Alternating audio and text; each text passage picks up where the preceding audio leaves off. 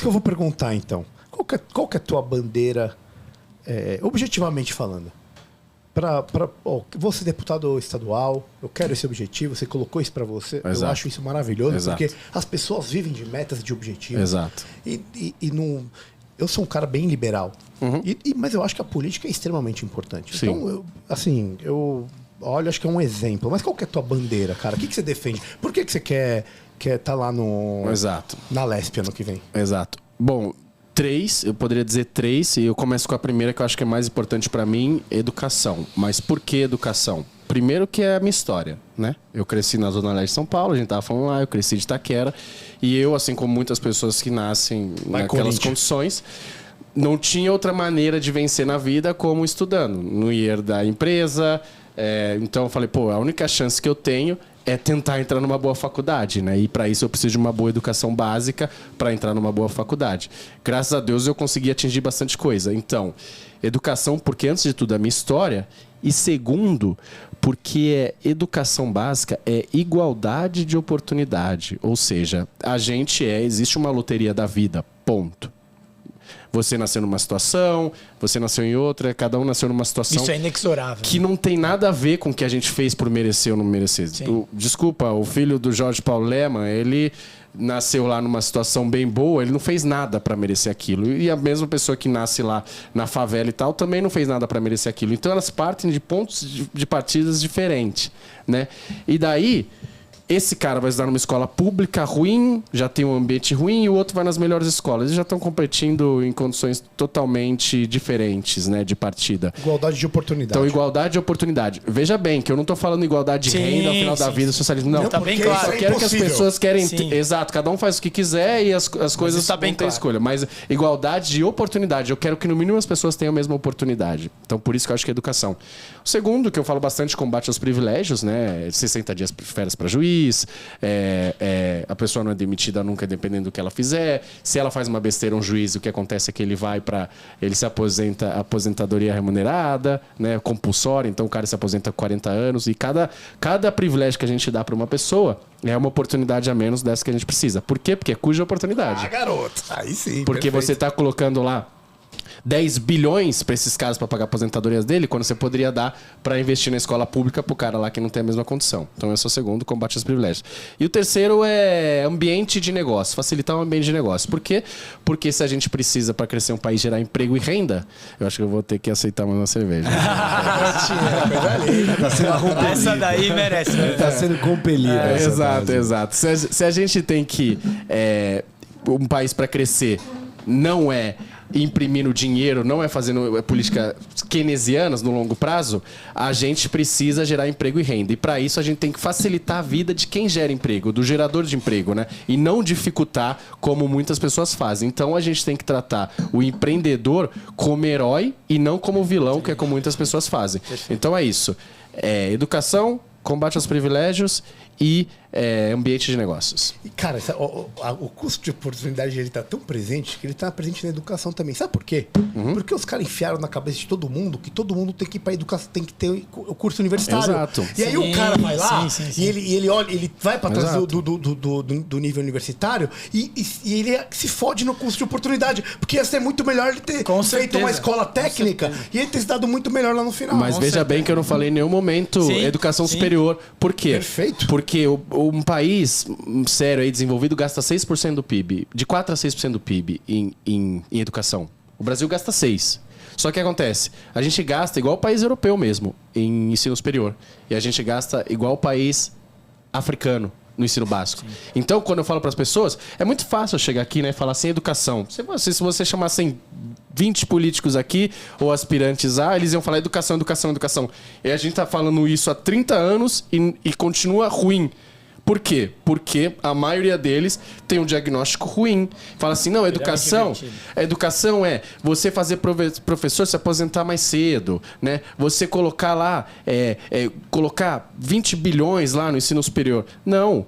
é a gente priorizar a educação básica, que é o Heckman, um dos economistas, fala onde você tem o maior retorno. É na educação básica. Se o cara não sabe ler, escrever, fazer conta normal, esse cara nunca vai entrar na USP. E quem vai entrar na USP? O cara que teve um ensino superior, um ensino básico bom. E quem é esse cara? O cara rico, né? Mas vai questionar isso aí. Não, mas nós vamos entrar lá para isso, para discutir educação e de uma maneira trazendo dado e evidência, não com esse populismo igual todo mundo faz. Cara, outra coisa, ambiente de negócio. Então, quando você fala isso para mim, vem duas coisas na minha cabeça que são muito claras. Primeira, a reforma tributária. Segunda, a segurança jurídica. E nós temos um grande problema no Brasil em relação a isso. Nós somos um país que, além de cobrar muito impostos, a gente cobra muito mal os impostos. Ninguém sabe nem como que paga os impostos. Exato. Né? A gente trouxe aqui o Alexis Fontaine. Legal, excelente parlamentar. Candidato a deputado federal e é um cara que a gente... Excelente. Um cara vivido, que viveu isso na pele. Né? Ele chegou já meio que pronto, sabe? É uma ideia até platônica, né? Quem vai servir a polis, ele tem mais de 45 anos, ele é um cara... Não tô falando que não tem um jovem que não tem... Não, mas tem vivência, tem experiência, é importante. Mas ele tem vivência, esse é o ponto. Sim. É uma coisa até platônica. Coisa meio aristocrática. Desculpa, não fala, as pessoas... Fala isso que as pessoas ficam loucas. Eu prefiro pensar que ele é a Sheila Carvalho da política. Tipo, é o concurso. Tipo, ele fala, dá pra você seguir. O que a gente pode fazer do ponto de vista de reforma tributária estadualmente? Exato. Inclusive, esse é o tema da minha tese de doutorado. Assim, complexidade tributária. Porque o que acontece? Muitas pessoas falam, principalmente os austríacos, os caras mais liberais, porque a nossa alíquota de imposto é muito alta, né? A gente cobra muito imposto, a nossa alíquota é muito alta. E, na verdade, isso é um problema, tal, mas depende. A sociedade vai exigir isso, né? Eu gosto de falar assim, o economista ele não está geralmente ali para falar o que a sociedade, como ela deve pensar. Ele está para falar as restrições orçamentárias, né? Se o cara quiser comer McDonald's todo final de semana, beleza. Você fala, cara, a vida é sua, eu como liberal, você faz o que você quiser. Mas as consequências são essas, né?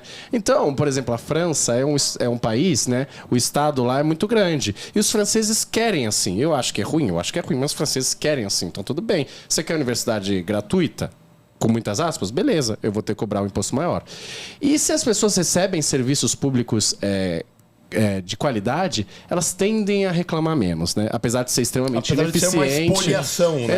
Exato. Mas, enfim. E nos Estados Unidos já não. É um estado bem menor, que o estado fornece muito menos coisas.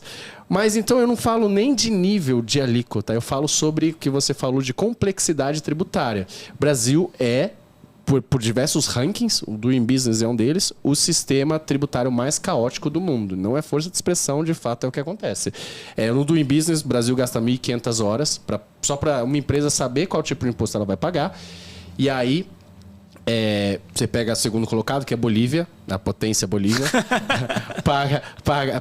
são 300 horas. Ou seja, a gente está em primeiro e disparado. 5 vezes mais. Exato. E aí tem um ranking de complexidade tributária, também o Brasil é o primeiro. Ou seja, a gente tem o sistema tributário mais caótico do mundo. E isso gera custos. Primeiro, porque a empresa tem que colocar muita energia e muito recurso só para saber qual tipo de imposto ela vai pagar. Que não é o business dela. Não é o business dela. Ela devia estar, em vez de ela estar... E aí, cuja oportunidade, né? Você está colocando lá um setor inteiro que poderia estar desenvolvendo um produto, que poderia estar pensando em pesquisa e desenvolvimento. Alocando recursos de forma mais adequada. Exato. E aí você está gastando muita grana naquilo. Você vai repassar esse preço para o cliente final para um negócio que não vai trazer retorno. Então, justamente eu estudo isso. Como é que esse sistema tributário complexo ele gera ineficiência e faz a gente crescer menos? E aí eu vou dar um exemplo. E aí, muitas vezes, o pessoal fala assim que guerra fiscal é bom, né? Porque você estimula a competitividade, né? Um estado tem um ICMS diferente do outro e tal. Não é bom. Porque quando você tem alíquotas diferentes, o que acontece é que você está alterando as decisões das empresas. Então, uma empresa que poderia estar em São Paulo, porque faz sentido ela estar em Campinas, em Ribeirão Preto, São José dos Campos ou perto de um porto, ela fala assim, não, eu vou lá para Bahia, eu vou lá para Manaus. E do ponto de vista dela, porque ela está maximizando, né, o bem-estar dela, faz sentido. Mas aí a empresa está lá em Manaus, a outra está lá na Bahia, e você não cria um Vale do Silício, por exemplo.